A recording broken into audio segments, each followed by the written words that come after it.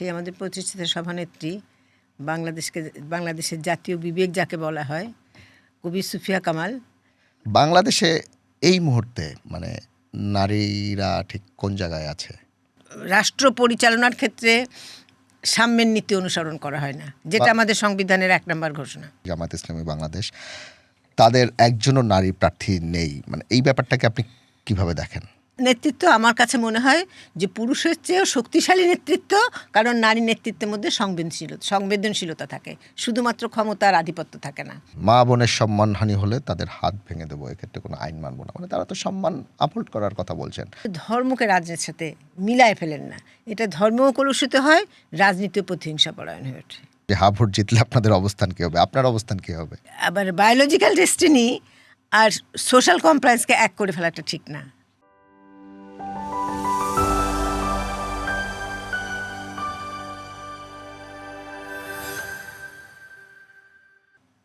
বাংলাদেশের নারীর ক্ষমতায়ন নিয়ে এখন রাজনীতির মাঠে অনেক কথাবার্তা হচ্ছে।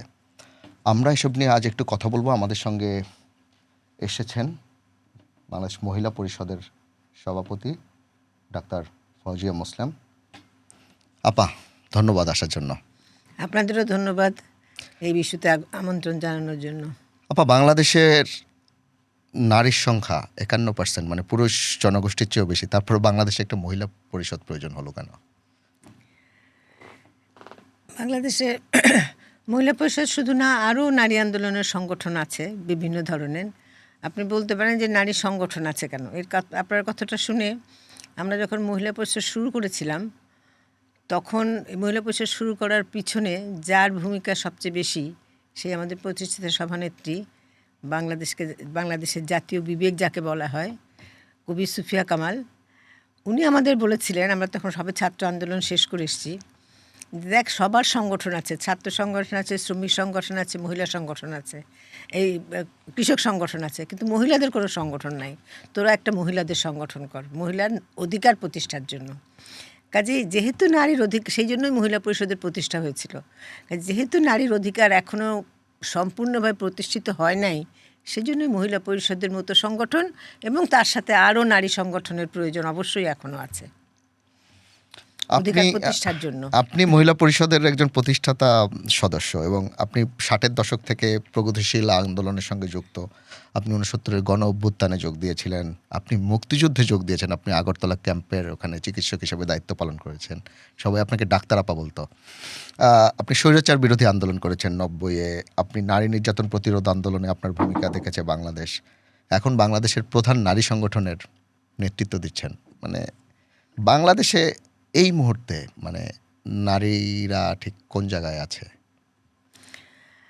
নারীরা কোন জায়গায় আছে সেটা বলতে হবে যে নারীরা প্রস্তুত আছে তার ক্ষমতায়নের জন্য, ক্ষমতায়িত হওয়ার জন্য, কিন্তু তাকে সেই ক্ষমতায়ন করার ক্ষেত্রে সকলে উদার না। এখনও আমার কাছে মনে হয় যে নারী অধিকারটাকে নারী কল্যাণ হিসেবে দেখা হয়, যে নারীকে অগ্রসর করে নেওয়ার জন্য তাকে আমরা কিছু সুযোগ সুবিধা করে দিলাম। কিন্তু আমাদের যেটা মূল স্লোগান, যে নারীর অধিকার হচ্ছে মানবাধিকার, নারীকে একজন মানুষ হিসাবে দেখো, এবং মানুষ হিসাবে একটা নাগরিকের যা যা অধিকার প্রাপ্য আছে, একটা নারীরও সেই সকল নাগরিক হিসাবে, মানুষ হিসাবে সেই অধিকার সে তার প্রাপ্য, এবং সেটা তাকে দিতে হবে। মানে এখনো দিতে হবে কেন বলতে হচ্ছে? দিতে হবে মানে এটা দেওয়া, মানে এটা এখনো আদায় করা যায়নি কেন? আপনার কথা শুনে মনে হচ্ছে আদায় করা যায়নি, এই জন্য দিতে হবে। না, আদায় করা তো যায় নাই অবশ্যই। আমার কথা শুনে মনে হবে মানে বাস্তবতা তো সেটাই, আদায় তো করা যায় না। আপনি কি বলতে পারেন যে সকল নাগরিকের সমান অধিকার এদেশে ভোগ করছে? নারী বাদ দেন, নারীকে এক পাশে রাখেন, নারী ছাড়া যে পুরুষ জনগোষ্ঠী, তারাও কি সকল অধিকার সবাই একসাথে ভোগ করছে? শ্রমিক তার অধিকার ভোগ করতে পারছে, কৃষক তার অধিকার ভোগ করতে পারছে, নারী পারছে না। কাজে একইভাবে নারীও অধিকার ভোগ করতে পারছে না, কেন সমাজের মানে রাষ্ট্র পরিচালনার ক্ষেত্রে সাম্যের নীতি অনুসরণ করা হয় না, যেটা আমাদের সংবিধানের 1 নম্বর ঘোষণা। বাংলাদেশ প্রতিষ্ঠা হয়েছে 55 বছর, এখনো কেন অধিকার আদায় করতে হবে? এখন আমরা অধিকার পেলাম না কেন? সেটা আমাদের দুর্ভাগ্যই বলবো আমরা ধরেন বাংলাদেশের সংবিধানের যে মেন 3টা মূল মন্ত্র, সমতা, মর্যাদা ও ন্যায় বিচার, এইটা প্রতিষ্ঠার জন্য তো মুক্তিযুদ্ধ হয়েছিল। কিন্তু মুক্তিযুদ্ধের পরে রাষ্ট্রীয় ক্ষমতায় যারা এসেছেন তারা এটা অঙ্গীকার করেই এসেছেন, কিন্তু সেটা দেওয়ার ক্ষেত্রে যে কাঠামো দরকার সেই কাঠামো তারা গড়ে তোলেন নাই। যার ফলে কাঠামোটা গড়ে না ওঠার জন্য আপনি সকল ক্ষেত্রে, সকল নীতিগুলোর ক্ষেত্রে আপনি নারী নীতি, শিশু নীতি, শিক্ষানীতি, ছাত্রনীতি যা বলেন, কোনো জায়গাতেই ওই সংবিধানের যে মূল থিম সেইটার প্রতিফলন হয় নাই, এবং সেইটার ভিত্তিতে রাষ্ট্রীয়, রাজনৈতিক, সামাজিক কাঠামো গড়ে তোলা হয় নাই। সেই জন্য এখন অধিকার আন্দোলন করতে হচ্ছে। সংবিধানের এই থিমগুলো তো হয়তো বদলে যাবে কিছুটা। আগামী কয়েকদিন পরে একটা গণভোট হবে জাতীয় নির্বাচনের সাথে সাথে, সেখানে হা জিতলে এই ধরনের মূলনীতি বা এই জায়গায় তো ব্যাপক ভিত্তিক পরিবর্তন সামনের দিকে আসবে। সেই জায়গাতে আপনাদের রিডিংটা কি? না, আমার মনে হয় যে আপনি যেটা বললেন যে হ্যাঁ ভোট জিতবে, এটা এরকমভাবে বলাটা ঠিক হচ্ছে না বোধহয়। সরকারও যে বলতেছেন হ্যাঁ ভোটে ভোট দেন, এটা আমার মনে হয় যে এটা কোনো ন্যায়ের মানে ন্যায্যতার সঙ্গে মেলে না এটা আর কি। আমি ভোট কাকে দেবো, হ্যাঁ দেবো না দেবো, সেটা তো আমার ব্যাপার। আপনি দিয়েছেন ওখানে সংস্কারের কতগুলো একটা গণভোটের প্রস্তাব রেখেছেন, সেই গণভোটে আমি অংশগ্রহণ করবো কিনা সেটাও কিন্তু আমার ব্যাপার। আমি যেটা মনে করি আসলে, আমি যা দেখেছি, আমার এই অনেক বয়স হয়েছে, আমার এই সারা জীবন আমি মানুষের সাথেই আছি, আন্দোলনের সাথেই আছি, মাঠে ঘাটে আছি। মানুষ যেটা বলবে সেটাকে মাথা পেতে নেব, কিন্তু আমি যতটুকু আমার বিশ্বাস, মানুষের উপর আস্থা আছে, মানুষকে, জনগণ কিন্তু জানে, তারা কিন্তু বোঝে কখন কিভাবে রিয়াকশন হয়। কাজে হ্যাঁ ভোট একেবারে জিতে বের হয়ে আসবে, এই আস্থাটা এত জোরসোরে রাখা বোধহয় ঠিক না, এটা আমি মনে করি। মানে পরিবর্তন বা যদি হয়ও, ধরেন সাময়িক কোনো কারণে হয়ও, কিন্তু বাংলাদেশের মানুষ বাংলাদেশের সংবিধানের প্রতি তার যে আনুগত্য, তার যে সেটার প্রতি তার যে সমর্থন, সেটা তো হচ্ছে মুক্তিযুদ্ধের সাথে রিলেটেড সমর্থন। মুক্তিযুদ্ধ আমাকে ওই চেতনাটা, ওই ধারণাটা দিয়েছে। কাজেই হয়তো এখনকার ইয়াং যারা আছে, তরুণ যারা আছে, যারা মুক্তিযুদ্ধ দেখে নাই, তাদের কাছে হয়তো মুক্তিযুদ্ধের আবেদন আমার মতো না। আমার যেরকম মুক্তিযুদ্ধের প্রতি আমার আবেদন, আমার আবেগ, আপনার হয়তো সেরকম আবেগ, সেরকম আবেদন না। কিন্তু মুক্তিযুদ্ধের মধ্যে দিয়ে যে সংবিধানটা লেখা হয়েছে, সেখানে মানুষ সেটা বাস্তবায়িত করার ক্ষেত্রে মুক্তিযুদ্ধের পক্ষের শক্তি কতটা ব্যর্থতার পরিচয় দিয়েছে সেটা আমরা আজকে আলোচনা করতে যাচ্ছি না। কিন্তু এটুকু আমি বলতে পারি যে এই মুক্তিযুদ্ধের মধ্যে দিয়ে যে সংবিধান এসেছে, মুক্তিযুদ্ধের মধ্যে দিয়ে যে সাংস্কৃতিক বিনির্মাণের প্রয়োজনীয়তা দেখা দিয়েছে, সেইটা ছাড়া আপনাদের মতো যারা তরুণ, ভবিষ্যৎ প্রজন্ম যারা, তাদের জীবনে কিন্তু বিকাশ হবে না। কাজে ঘুরে ফিরে ওখানেই ফিরে যেতে হবে। আজকে সাময়িকভাবে হয়তো আমরা মনে করছি যে সংস্কার করতে চাচ্ছি, এবং সংস্কার বাংলাদেশের খোল নলচে বদলে সংস্কার করতে চাচ্ছি, কিন্তু বাংলাদেশের খোল নলচে বদলে বাঙালির জাতীয় বিকাশ হবে না, বাঙালির উন্নয়ন হবে না, বাঙালির অবসান। মানে এটা আপনার কথা শুনে মনে হচ্ছে যে মানে এই খোলনলচে বদলে দেওয়াটা খুব খারাপ হবে। মানে সেটা কেন মনে হচ্ছে? মানে মুক্তিযুদ্ধ আমরা 55 বছর হয়ে গেছে, এখন যদি এই ব্যাপারগুলোকে আপডেট করতে হয় বা সমসাময়িক করতে হয়, সেখানে সমস্যাটা আসলে কোথায়? আপডেট করার, খোল নলচে বদলে দেওয়া এক কথা না। কিন্তু আমাকে তো প্রথমে তো বিশ্বাস করতে হবে যে বাংলাদেশে মুক্তিযুদ্ধ হয়েছিল, এবং সেই মুক্তিযুদ্ধে বাংলাদেশের আপামর জনসাধারণ অংশগ্রহণ করেছিল। তার ঔপনিবেশিক শাসনের বিরুদ্ধে, যে কোনো শোষণের পাকিস্তানি ঔপনিবেশিক শাসনের বিরুদ্ধে, যে কোনো শাসনের বিরুদ্ধে তার অধিকার প্রতিষ্ঠা করতে। এটা আমাকে প্রথম বিশ্বাস করতে হবে। আমি যদি মনে করি যে মুক্তিযুদ্ধ যারা, এবং এখানে মুক্তিযুদ্ধের বিরুদ্ধে খুব ছোট্ট একটা গোষ্ঠীও ছিল, তাকেও চিহ্নিত করতে হবে। কিন্তু আমি যদি মনে করি সংস্কারের নামে যে এই ন্যারেটিভটা আমি বদলে দেবো, তাহলে পরে কিন্তু সেটা বেশি দিন থাকবে না। এই জন্য আমি বলছি আপডেট করা আর খোল নালচে বদলানো দুইটা কিন্তু ভিন্ন জিনিস। কিন্তু আমি আপডেট করব আমার যেটা মানে যে জায়গাটায় আমার মূল স্থান, আমার যে মূল শিকড়, সেই শিকড়টাকে অক্ষুণ্ণ রেখে আমাকে আপডেট করতে হবে। যদিও এই বিষয় নিয়ে আমরা আলোচনা করার জন্য আপনাকে আমন্ত্রণ জানাইনি, তারপরে আলোচনাটা যখন এখানে এলো, এখানে কিছু ব্যাপার যারা সংস্কার করতে চাইছেন বলছেন যে সংবিধানে এমন এমন কিছু ব্যাপার আছে যেগুলোর কারণে বাংলাদেশে ফেসিবাদের জন্ম হয়েছে, দুর্নীতির উত্থান দেখা দিয়েছে। যেমন এখানে ক্ষমতা কেন্দ্রীভূত থাকার কথা বলা হয়েছে, চেক অ্যান্ড ব্যালেন্স না থাকার কথা বলা হয়েছে। সেই জায়গাগুলো তো পরিবর্তন হওয়া প্রয়োজন। জায়গাগুলো পরিবর্তন হতে পারে, কিন্তু বাংলাদেশের আমি যেটা বললাম যে মূল যে ভিত্তি, এই যে সাম্য, ন্যায্যতা আর মর্যাদার ভিত্তি তো আপনি পরিবর্তন করতে পারবেন না। আপনি ওইটা করতে যে এখানে যে সকল মানুষের অধিকার স্বীকৃত হয়েছে সংবিধানে, যে সকল মানুষের অধিকার, নারী পুরুষ ধর্ম বর্ণ লিঙ্গ বিশেষে সকলের অধিকার প্রতিষ্ঠা করতে হবে, এটা তো আপনি বদলাতে পারবেন না। আপনি সকলকে সমান সুযোগ দিতে হবে, সেটা আপনি বদলাতে পারবেন না। এই জায়গাগুলো তো আপনি বদলাতে পারবেন না। আপনি কিছু অ্যাডমিনিস্ট্রেটিভ যদি কিছু পরিবর্তন হয়, সেগুলো তো অন্য জিনিস, সেগুলোর জন্য তো সংস্কার দরকার নেই। এটা কি আপনার স্ট্যান্ড নাকি মহিলা পরিষদের স্ট্যান্ড? এটা আমার স্ট্যান্ড, ব্যক্তিগত। আচ্ছা, সে যদি মহিলা পরিষদের স্ট্যান্ড হতো তাহলে জিজ্ঞেস করতাম যে হা ভোট জিতলে আপনাদের অবস্থান কী হবে, আপনার অবস্থান কী হবে? তাই না, এটা তো আমি মনে করি না কোনো কিছু হওয়া উচিত। এখন প্রত্যেক মানুষের স্বাধীনভাবে চিন্তা করার সুযোগ আছে। হ্যাঁ, এবার যদি যেতে আমি সেটা মেনে নেব, আমি তো বললামই যে আমি তো সেটা, হ্যাঁ এবার যদি যেতে আমি মেনে নেব। তবে আমার কাছে মনে হয় না যে বাংলাদেশের স্বাধীনতার যুদ্ধের যে যৌক্তিকতা, সেইটার বিরুদ্ধের কোনো শক্তি জিততে পারবে। আচ্ছা, এখন সামনে একটা ভোট হচ্ছে, ভোটে রাজনৈতিক দলগুলো যে প্রার্থী দিয়েছে তার মধ্যে একটা গণপ্রতিনিধিত্ব অধ্যাদেশে একটা শর্ত ছিল যে মিনিমাম 5% নারী প্রার্থী থাকতে হবে। আমরা একটা হিসেব দেখেছি যে সবগুলো দল মিলে যে পরিমাণ প্রার্থী দিয়েছে তাতে 5% হয় না, 4 কিছু পার্সেন্ট হয়। এবং অন্তত একটা বড় দল যারা দাবি করছে যে তারা ক্ষমতায় চলে আসতে পারে, জামায়াত ইসলামী বাংলাদেশ, তাদের একজনও নারী প্রার্থী নেই। মানে এই ব্যাপারটাকে আপনি কিভাবে দেখেন? ওই যে ঐক্যমত কমিশনের ওরা সিদ্ধান্ত নিয়েছিল যে 5% নারী নমিনেশন দেবে। সংস্কারের জন্য যে ঐক্যমত কমিশন হয়েছিল, সেখানে রাজনৈতিক দলগুলো নারী আন্দোলন যখন দাবি করছিল 33%, তখন আমাদের তো দাবি হচ্ছে যে রাজনৈতিক দলের সকল নেতৃত্বের লেভেলে 33% থাকতে হবে, এবং এইটা নির্বাচন আরপিওতে এই দাবিটা গৃহীত আছে যে প্রত্যেকটা দলের সকল পর্যায়ের যে কমিটি থাকবে, প্রত্যেক পর্যায়ের কমিটিতে 33% থাকতে হবে ওখানে। কিন্তু আমাদের সব দলে কি আছে? বেশ অনেক কোনো দলেই নাই, কিন্তু ওখানে ছিল এটা ছিল 22 সাল পর্যন্ত। তারপরে 22 সাল পরে যখন এটা উঠে যাওয়ার সম্ভাবনা দেখা দিল যে এটা তো হয় নাই, পূরণ হয় নাই, তখন আমরা বললাম যে শুধু এইটা লিখে রাখলে পূরণ হচ্ছে না, যখন এটা কিভাবে মনিটরিং করবেন সেটাও আপনারা একটা নীতি বলেন, কিন্তু সেটা এখনো হয় নাই।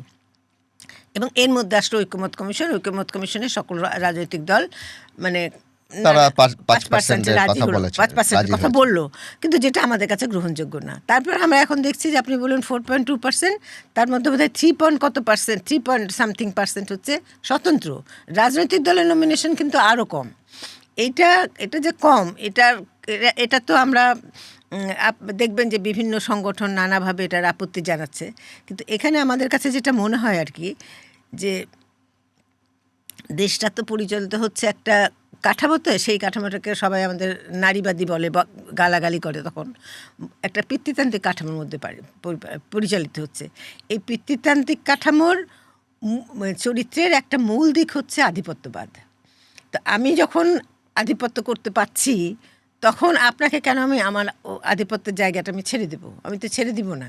সেই জন্য নির্বাচনে, যে নির্বাচনী এলাকা, এই এলাকাগুলোতে যারা দখল করে রেখেছেন তারা ছাড়তে চান না। নতুন নির্বাচনী এলাকা নতুন কেউ এসে তার নির্বাচনী এলাকা গড়ে উঠুক, সেটা চায় না কেন? ক্ষমতাকে ছাড়তে চায়। এবং আসলে যদি সেইটাই আমি আসছিলাম যে ক্ষমতা যদি রাজনীতির অঙ্গ হয়ে যায়, তখন কিন্তু এসব কাজগুলো করা খুব কঠিন। কিন্তু রাজনীতি যদি মানুষের কল্যাণে হয়, তাহলে কিন্তু তখন এই জায়গাগুলোতে অনেক ফ্লেক্সিবল থাকা যায়। আপনাকে একটা কথা বলে, আমাদের একজন নেতা ছিলেন যিনি বলতেন যে রাজনীতিটা রাজার নীতি না নীতির রাজা। এই জায়গাটাতে আমাদের পরিষ্কার হতে হবে, যেটা হচ্ছে নীতির রাজা, মানুষের কল্যাণ, দেশকে অগ্রসর করা, মানুষের অধিকার সমুন্নত রাখা। এই জন্য আমি রাজনীতি করি। সেটা যদি আমি করি তাহলে কিন্তু আমার আধিপত্য আসবে না। কিন্তু আমরা দেখতেছি বাংলাদেশের রাজনীতিতে ক্ষমতা, রাজনীতি সব একসাথে একাকার হয়ে গেছে, অপরাধ সব একসাথে হয়ে গেছে, যার জন্য আমরা আসলে এই যে পিতৃতান্ত্রিক সাংস্কৃতিক কাঠামোর বাইরে যেতে পারছি না বলে আজকে নারীকে আমরা গ্রহণ করতে পারছি না। যদিও এখানে আমি শেষ করি আমার কথাটা, যদিও নারীরা এই নির্বাচনে অংশ করার জন্য ক্ষমতা রাখে, প্রস্তুতি আছে, দক্ষতা আছে, কিন্তু ওই জায়গাটা তারা করে নিতে পারছে না। এটা পলিটিক্যাল পার্টির মেয়েদের জন্য একটা ক্রাইসিস। আচ্ছা, এই নারীদের রাজনীতি করার ক্ষমতা এবং দক্ষতা আছে কি না সেই প্রশ্নটা আমি আপনার কাছে একটু পরে আসছি। তার আগে আমি আপনাকে আরেকটা প্রশ্ন করতে চাই, সেটা হলো 1991 সালের পর টিল ডেট আজ পর্যন্ত বাংলাদেশে গণতান্ত্রিকভাবে নির্বাচিত যত রাষ্ট্রপ্রধান এসেছেন সবাই নারী, তারপরও কেন পিতৃতান্ত্রিক ব্যবস্থা এখনো রয়ে গেল? একজন তো সেই সব অবস্থাটা বদলাতে পারে না। একজন নারী ক্ষমতায় গেলেও সে যখন ওই পিতৃতান্ত্রিক কাঠামোর মধ্যে ক্ষমতায় যায়, তখনও কিন্তু সে পিতৃতান্ত্রিকতাকেই সে রিপ্রেজেন্ট করে। সে কিন্তু নারীকে রিপ্রেজেন্ট করতে পারছে না ওই কাঠামোর মধ্যে থেকে। তারা হয়তো তাদের ব্যক্তিগত মানে চেষ্টায়, ইচ্ছায়, আকাঙ্ক্ষায় নারীর জীবনে অনেক পরিবর্তন এনে দিয়েছেন, যেগুলোর সুফলের মধ্যে দিয়ে নারী আজকে এতটা জাগরিত হতে পেরেছে। যেমন যদি আমি বলি যে শেখ হাসিনার সময় একটা চেষ্টা ছিল যে এই কোটার মধ্যে দিয়ে নারীকে বেশি করে নিয়ে আসা। খালেদা যে একটা চেষ্টা করেছেন শিক্ষার ক্ষেত্রে ওই বৃত্তি দেওয়া। হাসিনাও পরে এসে উপবৃত্তি দিয়েছেন। এই যে কাজগুলো তারা করেছেন, এটার মধ্যে দিয়ে নারী কিন্তু বের হয়ে এসছে, দক্ষতা তার বের করেছে। পুলিশে নারী নেওয়া, এটাও কিন্তু বোধহয় খালেদা জিয়ার রহমানের হয়েছিল। কাজে এই সব মিলিয়ে কিন্তু নারীকে তারা একটা স্পেস করে দিয়েছে। হ্যাঁ, নারী কর্মকর্তা এটা হাসিনা করেছিলেন। কাজে নারীকে একটা স্পেস তারা করে দিতে চেষ্টা করেছেন। তারা যখন ক্ষমতায় থেকেছেন তারা নারীকে একটা স্পেস করে দিতে চেষ্টা করেছেন। কিন্তু তারা নারীর অধিকারটা প্রতিষ্ঠা করার জন্য যে কাঠামো দরকার, সেই কাঠামো তো তৈরি এককভাবে করা যায় না। একটা ইস্যু নিয়ে খুব আলোচনা হচ্ছে গত কয়েকদিন ধরে, বিশেষ করে জামায়াত ইসলামী বাংলাদেশ, তারা এখন এই মুহূর্তে নির্বাচনের মাঠে একটা বড় শক্তি হিসেবে আবির্ভূত হয়েছে। এবং এই দলের প্রধান ডক্টর শফিকুর রহমান, তিনি আল জাজিরাকে দেওয়া একটা সাক্ষাৎকারে বলেছেন যে নারীরা রাষ্ট্র ক্ষমতায় যাওয়ার উপযুক্ত হিসেবে তৈরি নয়। কিন্তু আপনি বলছিলেন তাদের দক্ষতা এবং ক্ষমতায় আছে। আসলে কোনটা সঠিক? আমি তো মনে করি আমারটাই সঠিক আমি মনে করি। আপনি যদি জামাত বাদ দিয়ে দেখেন, আমি তো বললাম যে আপনিও বলেছেন যে আমি 1969 আন্দোলনে ছিলাম। 1969 আন্দোলন তার 1969 হয় নাই, এটা ধরেন 62-63 থেকে শুরু হতে হতে 69 এসছে। আপনি দেখেন আমাদের দেশের বড় পলিটিক্যাল পার্টিগুলো যখন যে পলিটিক্যাল পার্টি ক্রাইসিসে পড়েছে, সেখানে নারী কিন্তু এসে হাজির হয়েছে সেই পার্টিকে নেতৃত্ব দেওয়ার জন্য। আমার মনে আছে 60-এর দশকে আমিনা বেগমের কথা, 75-এর পরে মিসেস বেগম তাজউদ্দিনের কথা, খালেদা জিয়ার কথা, হাসিনার কথা। প্রত্যেকে কিন্তু যখন পার্টি ক্রাইসিসে পড়েছে, তারা এসে কিন্তু হাল ধরেছেন। কাজেই নারীর নেতৃত্ব দেওয়ার ক্ষমতা নাই এটা বলাটা অমূলক। নেতৃত্বটা কিভাবে দেয় একটা মানুষ? নেতৃত্বটা দেয় এটা তো শুধু বাংলাদেশের প্রশ্ন না আপা, সারা পৃথিবীরও তো প্রশ্ন। পৃথিবীর অনেক জায়গায় কিন্তু আমরা দেখি যে নারী নেতৃত্ব খুব শক্তিশালীভাবে আছে। নারী শক্তিশালীভাবেই আছে। এবং আমি বলছি যে একটা নেতৃত্ব আর কোয়ালিটি মানুষ কিভাবে অর্জন করে, সেটা অর্জন করে তার সিদ্ধান্ত নেওয়ার ক্ষমতা কতটুকু আছে সেটার উপরে। সেটা নির্ধারণ করে তার সামাজিক গ্রহণযোগ্যতা কতটা আছে তার উপরে। এটা নির্ভর করে তার দক্ষতা কতটা আছে এবং সংকটময় পরিস্থিতি সামলাতে সে কতটুকু সক্রিয়। কাজে সেইটা আপনারা যদি দেখেন, আমি আবার ফিরে যাই, এই যে করোনা ভালোভাবে মোকাবেলা করেছেন সেই কয়টা দেশ, যে কয়টা দেশে নারী নেতৃত্ব ছিলেন। কাজে আমার কাছে মনে হয় এটা কিভাবে সম্ভব হলো? আমি সেখানে আসছি। নারী যখন নেতৃত্ব দেয়, তার সিদ্ধান্ত গ্রহণ ক্ষমতা তার অন্যান্য যোগ্যতার সাথে সংবেদনশীলতা যুক্ত হয়, মানবিক সংবেদনশীলতা যুক্ত হয়, যার জন্য মানবিক যে ক্রাইসিসগুলো আছে সেই ক্রাইসিসগুলো সে অত্যন্ত গুরুত্বের সাথে মোকাবিলা করে। কাজে নারী নেতৃত্ব আমার কাছে মনে হয় যে পুরুষের চেয়েও শক্তিশালী নেতৃত্ব, কারণ নারী নেতৃত্বের মধ্যে সংবেদনশীলতা থাকে, শুধুমাত্র ক্ষমতার আধিপত্য থাকে না। এবং যদি ক্ষমতার আধিপত্যের কাঠামোটা আমরা বদলাই দিতে পারি, তাহলে পরে নারী নেতৃত্ব কিন্তু অবশ্যই যে কোনো পুরুষ নেতৃত্বের যে সমযোগ্যতা অথবা তার বিয়ন্ড দ্যাট সেটা যেতে পারে। আমাদের গত 3.5 দশকে যে নারী নেতৃত্ব ছিল, তাদের মধ্যে কি সেই সংবেদনশীলতা ছিল? নিশ্চয়ই ছিল। আপনি 24-এর গণ অভ্যুত্থানের আগে যেসব ঘটনার প্রবাহ হয়েছে সেটা আমি 24-এর সেটা তো হচ্ছে অন্য দিক। তখন একজন নারী নেতৃত্ব ছিলেন, তখন সেটা হচ্ছে অন্য দিক। সেটা হচ্ছে রাজনৈতিক ক্ষমতা টিকিয়ে রাখার জন্য একটা আচরণ। রাজনৈতিক ক্ষমতা টিকিয়ে রাখার জন্য আচরণ। আর সংবেদনশীলতা হচ্ছে, আমি যেটা বললাম, করোনার কথা আমি বললাম যে মেয়েদেরকে আগে নিয়ে আসার কথা, আমি বললাম গরিব মানুষকে তার কাছে তার মানে শ্রমিক কৃষকের অধিকারের ক্ষেত্রে তার সংবেদনশীলতার কথা, এগুলো অন্য দিক। আর এইটা আপনি যেটা উদাহরণ দিচ্ছেন, এটার সাথে মিলবে না। এটা কি একটা জেনেটিক্যাল ব্যাপার? কিছুটা তো জেনেটিক্যাল ব্যাপার আছে। তাহলে সেই একই জায়গা থেকে যখন জেনেটিক্যাল ইস্যু নিয়ে যদি আরেকটা দলের প্রধান বলে যে নারীরা আসলে নেতৃত্ব নেওয়ার জন্য তৈরি নয়, মানে সেটা কি খুব আনজাস্ট? অবশ্যই। কারণ হচ্ছে যে আসলে নেতৃত্বটা হচ্ছে একটা কি বলবো আমি সোশ্যাল কমপ্লায়েন্স, একটা সামাজিক দায়বদ্ধতা নেতৃত্ব দেওয়াটা। হ্যাঁ, আর নারী পুরুষ হওয়াটা হচ্ছে একটা জৈবিক আচরণ। তো এই জৈবিক আবার বায়োলজিক্যাল ডেস্টিনি আর সোশ্যাল কমপ্লায়েন্সকে এক করে ফেলাটা ঠিক না। আমি নারী হয়েছে, আপনি পুরুষ হয়েছেন, এটা বায়োলজিক্যালি হয়েছে, কিন্তু আমার কাজের সুযোগ, আমার কাজের ক্ষমতা, আমার কাজের সুযোগটা কেন আপনি কম দেবেন আমি নারী হয়েছি বলে?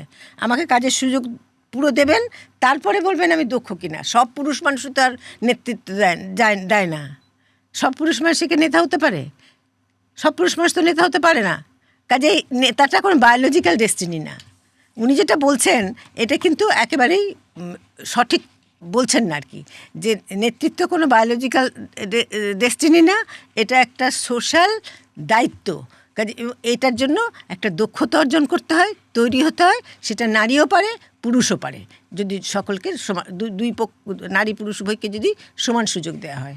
আচ্ছা, যে দলটাকে নিয়ে আলাপ করছি জামায়াতে ইসলাম, তারা আরও কিছু তাদের আলোচনা আছে, বিভিন্ন সময় তারা বলেছেন যে নারীদের কর্মঘণ্টা কমিয়ে দেবেন। বাংলাদেশে একটা বড় ওয়ার্কফোর্স নারীরা, বিশেষ করে গার্মেন্টস আমাদের নাম্বার 1 এক্সপোর্ট গুড, সেখানে নারীরা আসলে এটা বাস্তবসম্মত কতটা, মানে নারীদের কর্মঘণ্টা যদি কমানোই হয়? তো মানে আমি দেখেছি তো 5ই আগস্টের পর থেকে অনেক ইস্যু কিন্তু টেস্ট হিসাবে বাজারে ছেড়ে দেওয়া হচ্ছে। যেমন একবার জাতীয় সঙ্গীত ছাড়লেন, একবার এরকম টেস্ট হিসাবে অনেক কিছু ছেড়ে দেওয়া হচ্ছে। এগুলো কেন ছেড়ে দেওয়া হচ্ছে বলে আপনার ধারণা? জামাতের আমির বোধহয় সেভাবেই ছেড়ে দিয়েছেন যে 5 ঘন্টা নারীদের কর্মতৎপরতা কর্মঘণ্টা কমিয়ে দেওয়া হবে, তাকে সুযোগ সৃষ্টি করা হবে।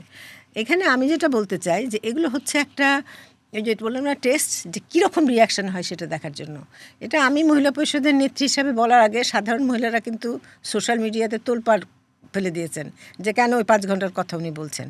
এবং 5 ঘন্টার কথা উনি বলছেন যেটা, যে এই যে গৃহকর্মটা, এইটাকে উনি যে নারী অধিকারের মূল জায়গাটাতে তিনি হাত দিতে চাচ্ছেন।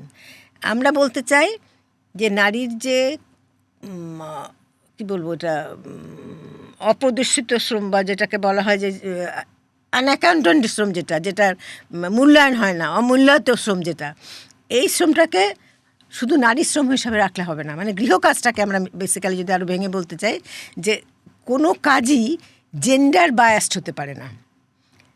হ্যাঁ, আপনি অফিস করবেন আর আমি রান্না করব, এরকম জেন্ডার বায়াস কর্মঘণ্টা হবে না।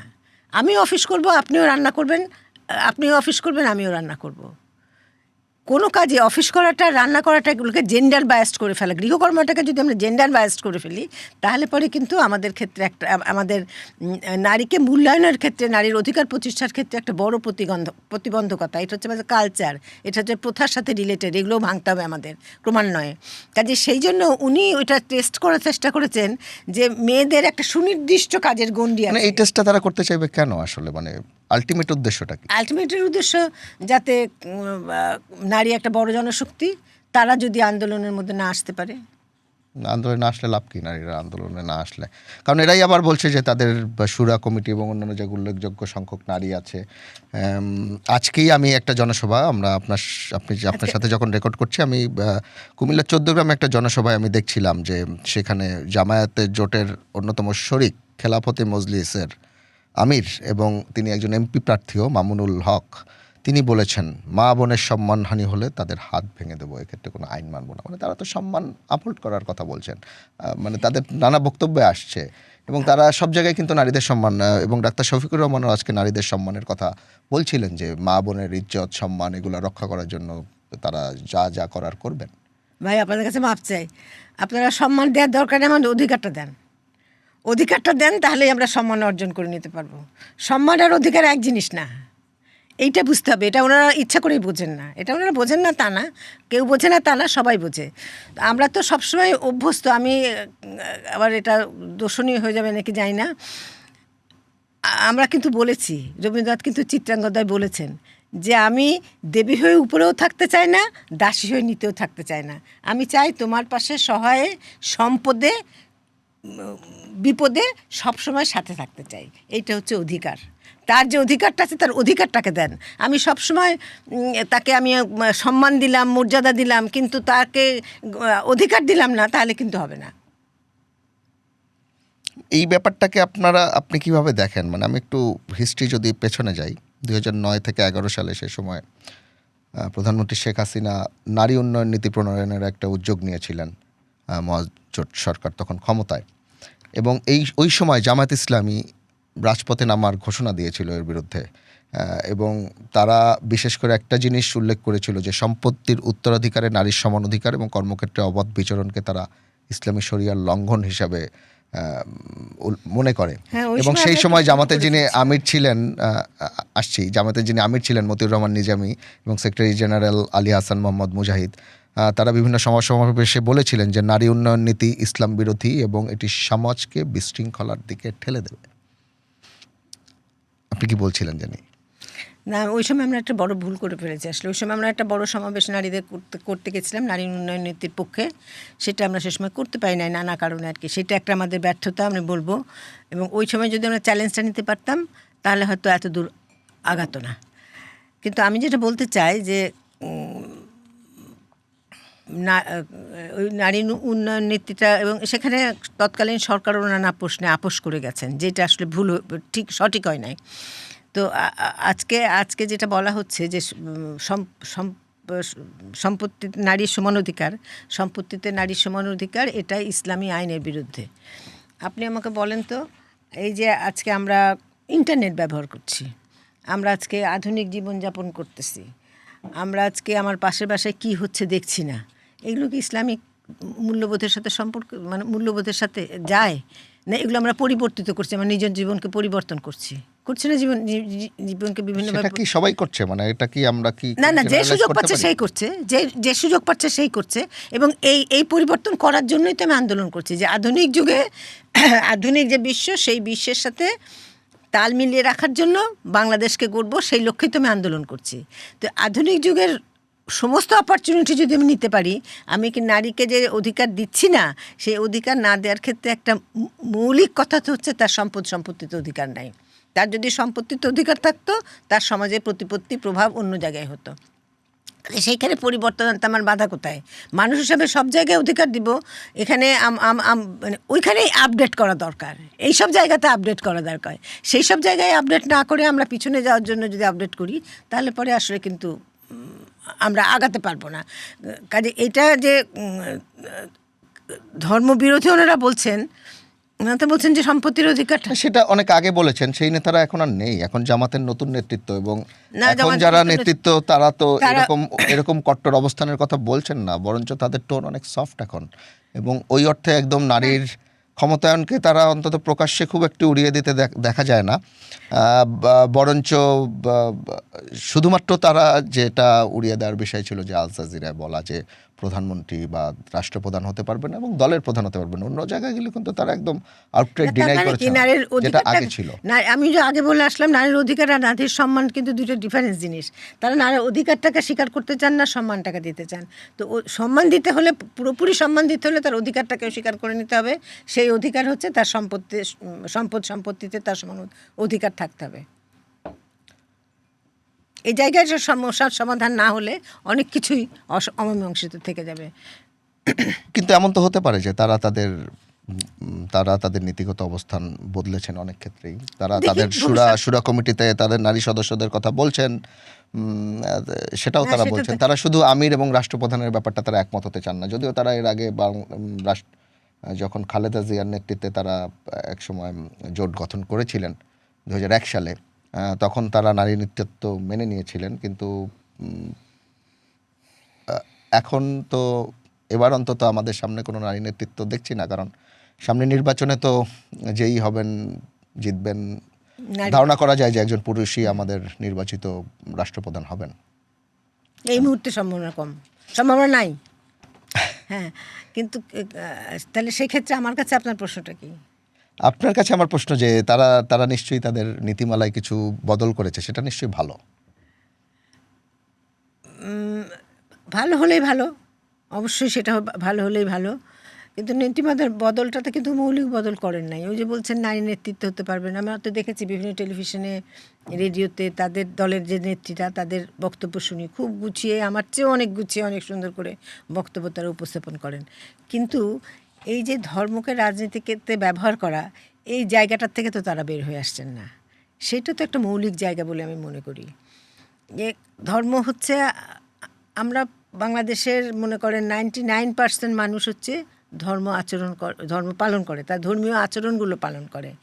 এবং খুব গরিব মানুষ যারা, তার কিন্তু ধর্মীয় মূল্যবোধটা যথেষ্ট আছে। ধর্মের মধ্যে দিয়ে যে মানবিক মূল্যবোধটা গড়ে ওঠে, সেই মানবিক মূল্যবোধটাতে কিন্তু আমার সাধারণ মানুষের মধ্যে অনেক বেশি আছে।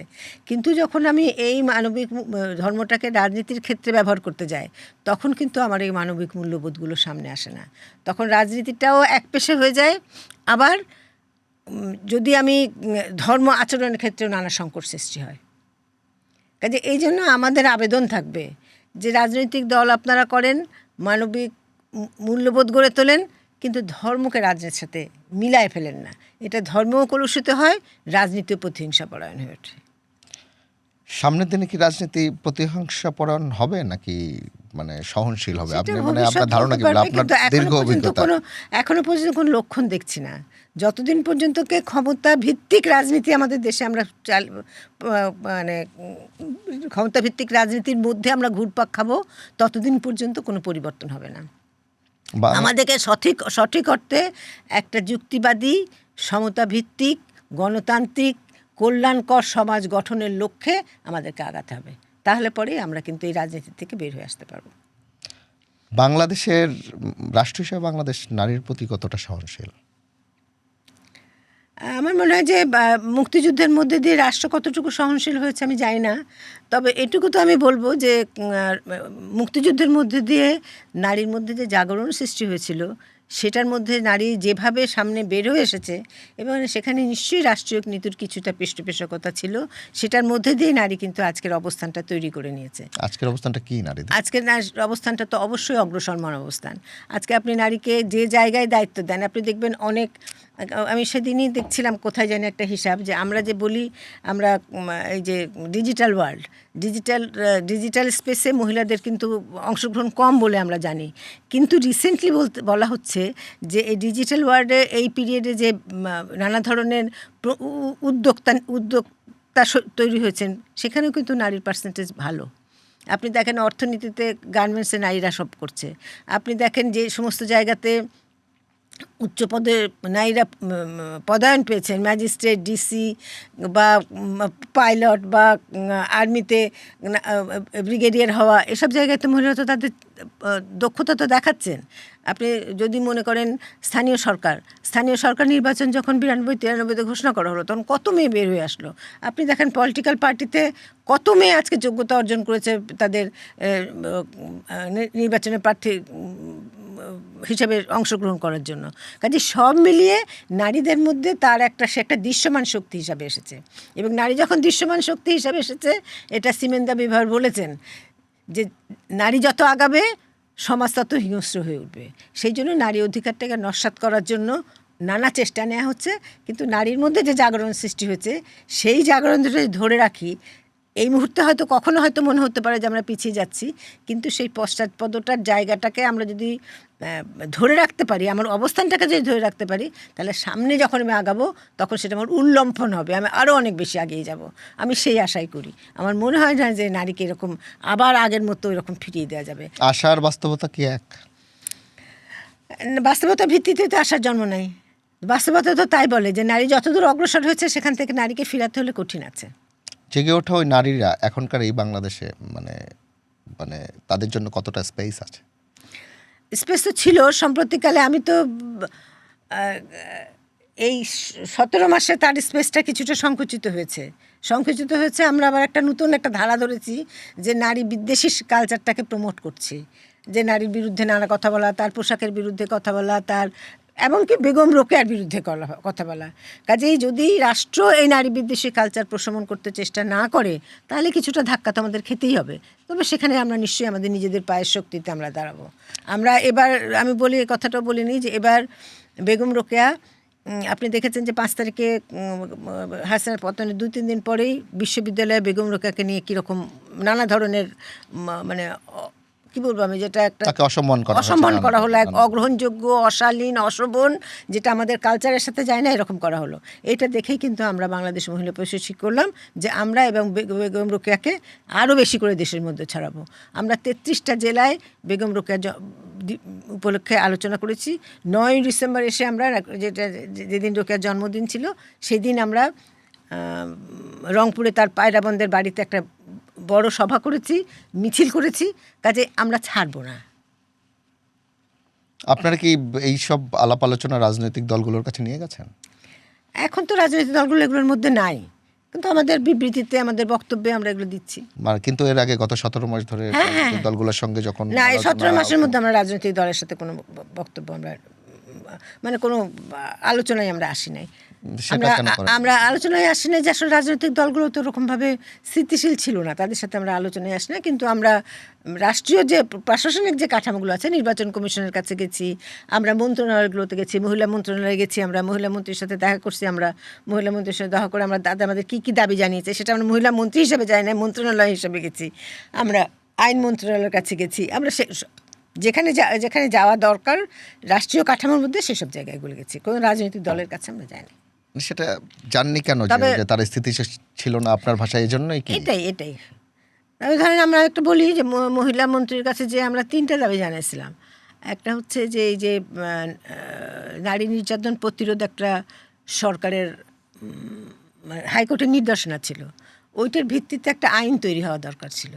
তো সেই আইন তৈরিটা এটা হয়েছে বোধহয় 92 সালে, ওই অর্ডারটা, হাইকোর্টের অর্ডারটা। তো আইনটা এখনও তৈরি হয় নাই। এটার জন্য আমরা অনেক দীর্ঘ করতেছিলাম।